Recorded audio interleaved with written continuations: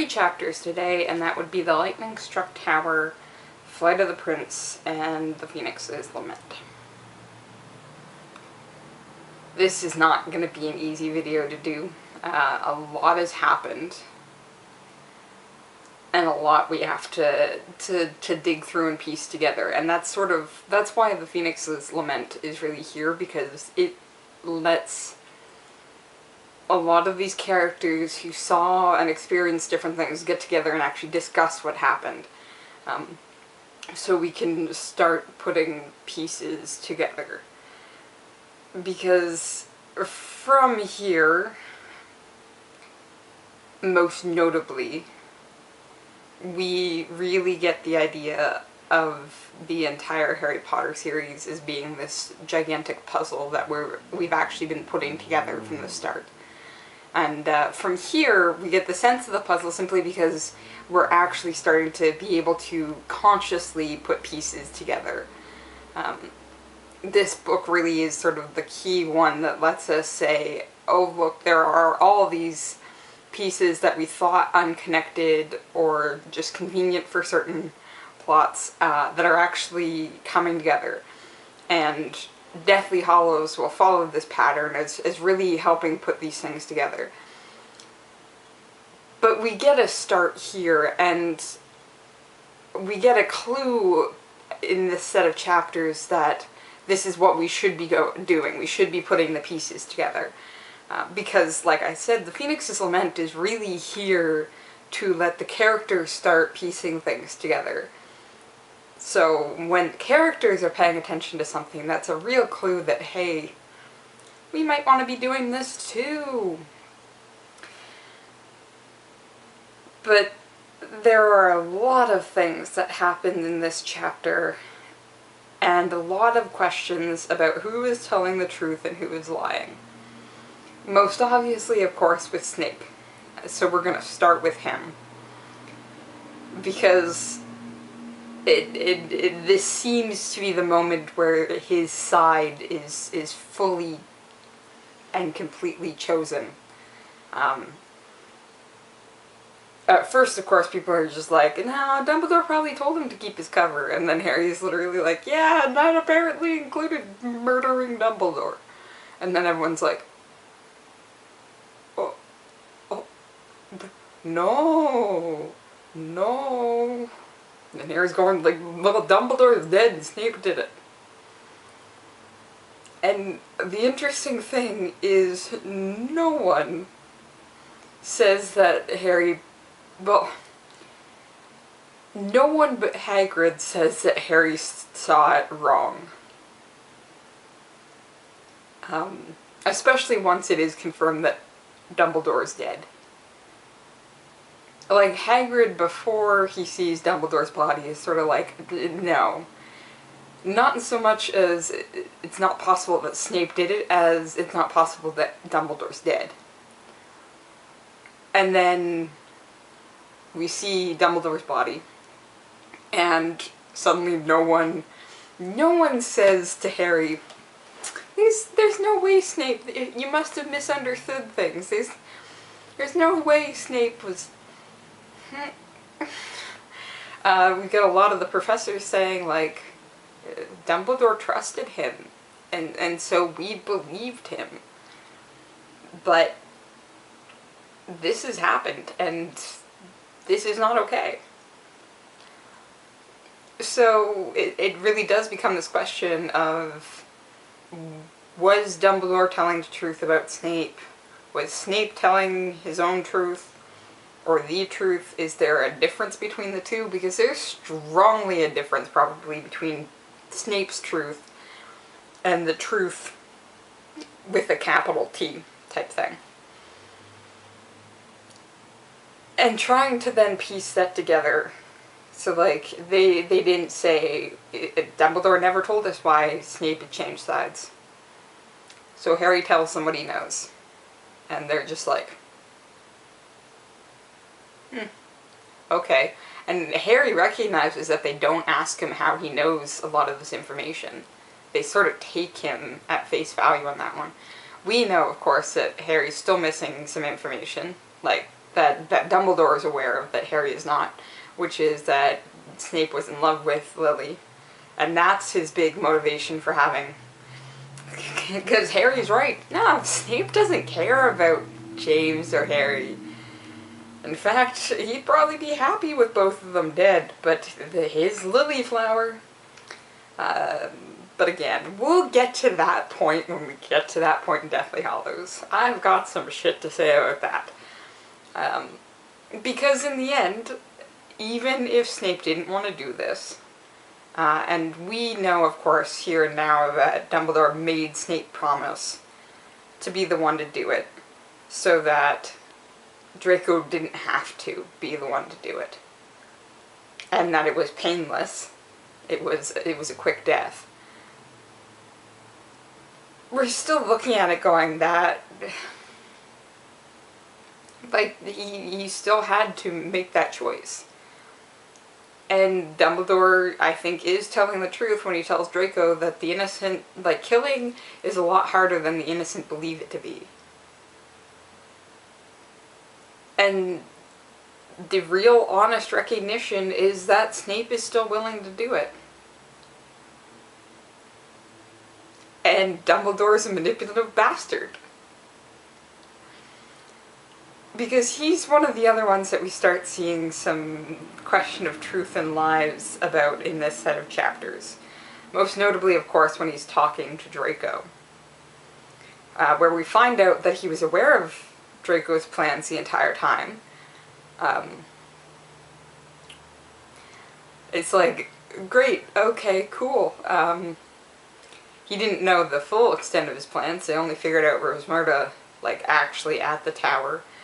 But it's still this recognition that you are aware that there was a danger within the school, and a danger to other people, and you still let him walk around. Because, of course, he was aware that Draco was going to be killed.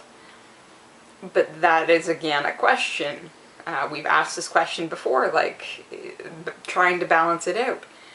Because 2 people were almost murdered. So, like, how do you balance it out? And straight up, why didn't you just tell Harry that? Just sit Harry down and say, I'm aware that Draco is a danger, but he is also very much in fear of his own life. And I don't think I can intervene in this moment and spare both him and myself. I know he's aiming for myself. I believe I can protect myself. I am asking you to trust me in this moment by giving you this information that I'm aware that Draco is working for Voldemort but under threat of his life. Like, straight up just tell Harry that. Harry is liable to understand it. So we are seeing that Dumbledore is actually willing to manipulate people and events to work the way he wants to. Just like he manipulates Snape into murdering him if it comes down to that. Which, one, is not something you should probably ever ask a person to have to do. Like, it's... If you can recognize that murder is a lot harder than innocent people think, maybe don't ask somebody to murder for your own reasons, even if it's for yourself. It's one of those things where it's a major question, and I don't like Snape, but I don't think it was fair for Dumbledore to ask Snape to do it. Just like I don't think it's fair for Voldemort to have asked Draco. Like, you really do have to look at those two side by side and say, how is one okay and the other not? And then, like, he physically manipulates Harry by preventing Harry from acting at any point during this entire confrontation, which I don't think is fair to Harry, and could have given us some other options. And the thing is, I think why Dumbledore did it is because he was concerned that Harry would have made the same mistake with Draco that he made with Draco earlier in the bathroom. Except we know that Harry won't, because Harry severely regretted that decision. In fact, he never started pulling out any of those spells until we hit Snape. Like, literally, he was taking out Death Eaters with non-violent spells, like impediment jinxes, immobilizing jinxes. We didn't get any, like, straight-up offensive spells, and an attempt at some unforgivables, I'd like to point out, until Harry was going against Snape. And I think out of... It's sort of interesting, because I could see why he snapped at that point. But, I mean, even with Death Eaters that were fighting his friends, he wasn't going to the extreme offensive. He wasn't, like, secum sempering everything everywhere. Not until we hit the battle with Snape. Because Snape is an asshole and can't just, you know, resist taunting somebody, which is interesting because he then loses his mind when Harry taunts him back about being a coward. Because that's what Snape honestly is in this moment. He's someone who is so protective of himself that he's playing both sides. Because he's on his own side, and that's it. So yes, I think Severus is cowardly. In a lot of ways, I think Dumbledore is cowardly too. For not being willing to share information, for not being willing to make a choice about who to protect and why. For being so presumptive in his own protection of the school as to not believe that children could change things. And that is a mistake that Dumbledore says that Voldemort made. And in saying that Voldemort made it, he is sort of implicitly implying that he doesn't make that mistake, and that is wrong. He does make these mistakes. We learn some truths about Draco, exactly what he'd been doing, that the other attacks were his, and how he's been doing things. But we also do get the sense that he doesn't want to be in this position. He's not trying to act like he's a good guy. He honestly just is scared for his life. He's not playing it up like Snape plays both sides. Draco just wants to survive, but he also doesn't want to do really terrible things. So we're learning some truths about him too. And I mean, like, he runs as soon as he gets the chance. Like, he's out of there with Snape. And doesn't, like... When Snape tells him to run, he doesn't stop and be like, but I can help. No, Draco's running. He doesn't want to be there. He doesn't want to fight anymore. He's scared. He also is concerned for the other students. It's one of the few times that he actually stands up and speaks up for himself when the other Death Eaters are there. When Greyback is there, and Draco admits he did not know that Greyback was going to come. He didn't want to release a werewolf that especially likes mauling children into a school full of children. That wasn't his decision. We see that Harry, again, at his core, isn't willing to stoop to the level of Death Eaters. He's using non-offensive spells. He's taking people out as he needs to, and he's protecting his friends. But he's not going to be the type of person that finds battle exhilarating and wants to do it more and more. He gets frustrated with Snape, and because Snape won't fight. And it's the one time he really seeks out battle, and the only reason why he starts using more offensive spells is because Snape isn't fighting back. I mean, they set Hagrid's house on fire with Hagrid's dog inside. These people aren't nice. But Harry's willing to maintain his moral code in the face of all things. Especially since he did make the secum semper mistake with Draco. We're seeing what Harry is trying to do on a large scale and the lengths he's willing to go to, but we do know there are limits now, and that's really nice to see. He's not willing to open up to everybody completely. Like, he doesn't tell McGonagall or the other professors what he and Dumbledore were out doing. He keeps that to himself. We see what people are willing to handle because they love people. Like, Fleur doesn't care. She's worried about Bill, but she doesn't care what he looks like.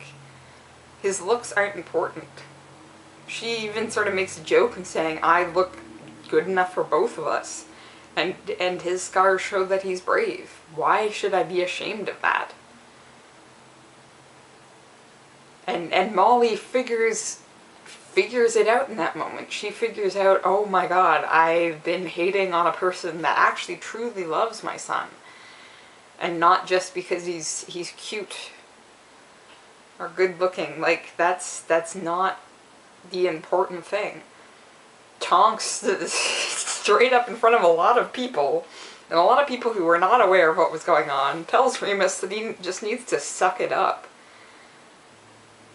And Arthur gets involved in that one, pointing out that, like, young men and whole men are not liable to stay that way. So that's not what love is based on.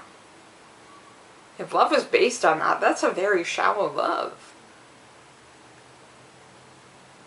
These kids are learning some very serious truths about what it means to have family and to love people. And whether or not that's because we've lost them completely, or they've lost some part of themselves, like their looks, that they've changed in some way, like Bill's liable to have wolfish tendencies, and Remus turns into a werewolf once a... Well, he is a werewolf, but he turns into a, like, faux werewolf once a month. These things aren't the be-all and end-all. People love each other more than that. And that is something that we really need to know as readers, and the students really need to know in this moment. In this moment where you are facing the truth of mortality and the truth of the evil in people's hearts, it becomes really important to balance that out with the truth of life and the truth of love and the truth of goodness in people's hearts.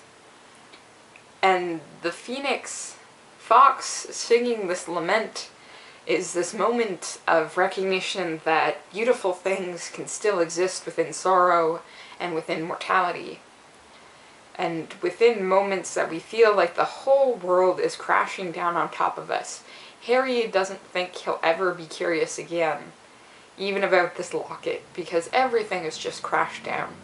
But we know in these moments that we'll grow up beyond them. They will become part of us. But it's a question of what part and what part remains dominant. Are we going to let the fear and sadness and anger consume us like many of these Death Eaters have? Or will we rise above it and look for moments of kindness and love and be those moments? And that's the idea of the Order of the Phoenix. The Order of the Phoenix is represented by a phoenix because it is simply the idea that we will rise again, even in defeat. This really is one of the first battles of Hogwarts for a full-scale battle. And it is a defeat because, for lack of a better word, their general has been killed, their leader has been killed. But the Order of the Phoenix exists as something that will be reborn even from this defeat because we have the capability to love and be kind to each other and stay determined and have hope. All of these things are truths more than mortality and anger and sadness and the capability of evil. goodness is going to come out of this, even if it doesn't feel like it at this moment. And the interesting thing is that while these kids haven't realized it yet, they're hitting on the lie that's going to be defeated soon. The very last sentence for the chapter, The Phoenix's Lament, is a lie. It is very directly a lie. And he knew, without knowing how he knew it, that the Phoenix had gone, had left Hogwarts for good. That is a truth. Just as Dumbledore had left the school, had left the world, had left Harry. That is a lie. We already know that Dumbledore's portrait is in the school. And we already know that as long as there's one person who believes in the goodness and kindness and love and hope that is needed in the darkest of times, then Dumbledore and the Phoenix never really have left. Because there's that good part of a very fallible man inside every student there. And it's just a question of keeping going and keeping fighting. We've learned some truths and we've learned some lies. And some things we haven't even quite figured out yet. And we might never quite figure it out. Like why men do what men do. But we also don't know how love works, and we really shouldn't turn our back on that one either. I'm gonna keep reading. One more chapter to go. I hope you read it too. See you next time.